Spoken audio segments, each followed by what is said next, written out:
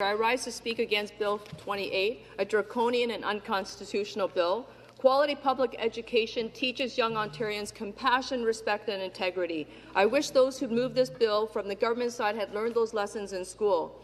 73 of 83 members of the PC caucus already received a 19 to 42% raise above their base salary, yet they sneer at education workers and toss them a 1.5% increase and tell them to be reasonable.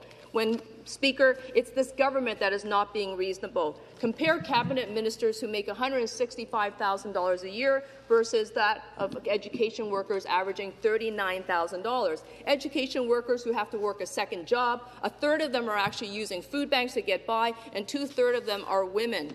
By cutting public education, Speaker, the Premier is holding wages below the rate of inflation and lobbying constant attacks on education workers. The Minister of Education is putting kids' education at risk, and when the Liberals were in power, they actually didn't help either. They meddled with the bargaining rights of educators and teachers with Bill 115, and the courts ordered the government to pay hundreds of millions of dollars in fines. When the Conservative government is choosing to repeat the costly mistake by now invoking and upsizing with a horrible mistake with the notwithstanding clause. This was never meant to be used in contract negotiations. That is a mistake.